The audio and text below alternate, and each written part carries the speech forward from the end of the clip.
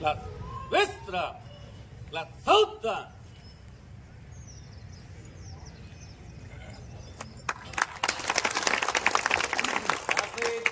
Surukka.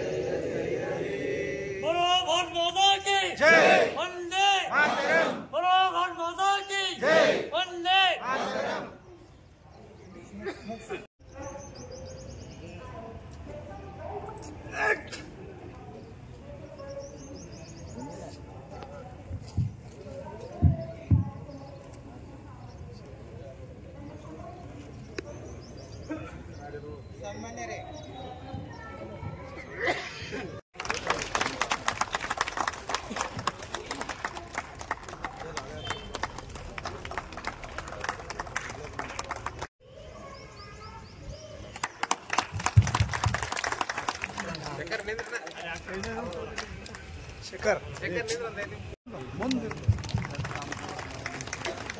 Madam ಸ್ವಲ್ಪ ಮುಂದೆ ಬರ್ಬೇಕಾ ಮೇಡಮ್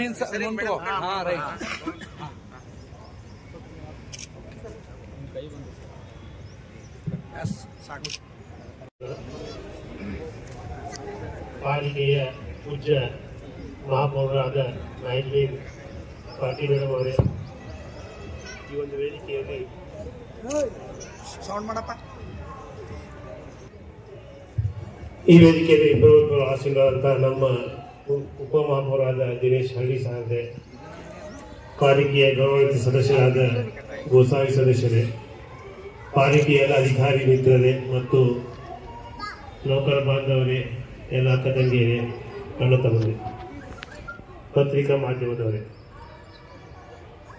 ಗಣರಾಜ್ಯೋತ್ಸವ ದಿನವನ್ನು ನಾವು ಸಂವಿಧಾನ ದಿನವನ್ನಾಗಿ ಆಚರಣೆ ಮಾಡ್ತಾ ಇದ್ದೀವಿ.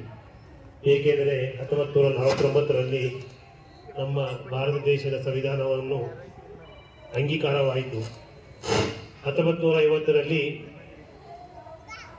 ಜನವರಿ 26ರಂದು ಈ ಸಂವಿಧಾನವನ್ನು ಜಾರಿಗೆ ತಂದಿದ್ದು.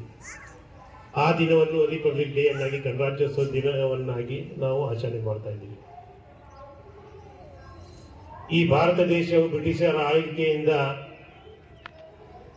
ನಮ್ಮ ಪೂರ್ವಜರು ಮಹಾತ್ಮ ಗಾಂಧಿ ಆಗಲಿ, ಜವಾಹರ್ಲಾಲ್ ನೆಹರು ಗಾಂಧಿ, ಪಟೇಲ್ ಆಗಲಿ, ಅಬ್ದುಲ್ ಕಲಾಂ ಆಜಾದ್ ಆಗಲಿ, ಬಹಳಷ್ಟು ಮಹಾನರು ಈ ದೇಶಕ್ಕೆ ತಮ್ಮ ತ್ಯಾಗವನ್ನು ನೀಡಿ ದೇಶವನ್ನು ಸ್ವಾತಂತ್ರ್ಯಗೊಳಿಸಿದ್ದಾರೆ. ಈ ದೇಶದ ರಕ್ಷಣೆ, ಈ ದೇಶದ ಅಭಿವೃದ್ಧಿ ನಿಮ್ಮೆಲ್ಲರ ಜವಾಬ್ದಾರಿ ಇದೆ. ಇಂಥ ಒಂದು ನಮ್ಮ ದೇಶದ ಈ ನಾಡಿನ ಮಣ್ಣಿನಲ್ಲಿ ನಾವು ಜನ್ಮ ತಾಳಿದ್ದು ನಾವು ಪುಣ್ಯವಂತರು. ಭಾರತ ದೇಶ ವಿವಿಧತೆಯಲ್ಲಿ ಏಕತೆ ಹೊಂದಿರುವಂಥ ದೇಶ. ಈ ದೇಶದಲ್ಲಿ ಧರ್ಮ ಜಾತಿ ಇದ್ರೂ ಕೂಡ ನಾವು ಏಕತೆಯಿಂದ, ಸಹಬಾಳ್ವೆಯಿಂದ ನಾವು ಬಾಳ್ತಾ ಇದ್ದೀವಿ. ಅಂತ ಒಂದು ನಾಡಿನಿರುವಂಥ ಆ ದೇಶದಲ್ಲಿ ನಾವು ಪುಣ್ಯವಂತರು. ಈ ಮಣ್ಣಿನ ಗುಣನೂ ಕೂಡ ಹಾಗೆ ಇದೆ. ನಮ್ಮ ಮನಸ್ಸುಗಳನ್ನು ಒಂದಾಗಿ ಮಾಡಿ ನಾಡನ್ನು, ಈ ದೇಶವನ್ನು ಕಟ್ಟುವ ದೃಷ್ಟಿಯಲ್ಲಿ ಜಕ್ಕೊಂಡು ಹೋಗ್ತಾರೆ. ಅಂತ ಒಂದು ದೇಶದಲ್ಲಿ ನಾವು ಹುಟ್ಟಿದ್ದೀವಿ. ಈ ಪಾಲಿಕೆಯಿಂದ ತಾವೆಲ್ಲರೂ ಕೂಡ ಅಧಿಕಾರಿ ಮತ್ತು ನೌಕರಾಗಿ ಕೆಲಸ ಮಾಡ್ತಾ ಇದ್ದೀವಿ. ನಿಮ್ಮ ಮೇಲೆ ಜವಾಬ್ದಾರಿ, ನಮ್ಮ ಮೇಲೆ ಜವಾಬ್ದಾರಿ ಬಹಳಷ್ಟು ಅದ. ಪಾಲಿಕೆಯ ಪೂಜ್ಯ ಮಹಾಪೌರ ಉಪಮಹಾಪೌರ ಸದಸ್ಯರು ಕೂಡ ಆ ಒಂದು ಆಸೆ ಕೂಡ ನೀವು ನಮ್ಮೆಲ್ಲ ಕೂಡ ಹೊಂದಿದ್ದಾರೆ. ಈಗ ಜನರ ಪ್ರೀತಿಗೆ ಪಾತ್ರರಾಗಿ ಜನರ ಆಸೆಗಳಿಗೆ ಈಡೇರಿಸುವ ನಿಟ್ಟಿನಲ್ಲಿ ನಿಮ್ಮೆಲ್ಲ ಕೆಲಸಗಳನ್ನು ಮಾಡಬೇಕಾಗಿದೆ.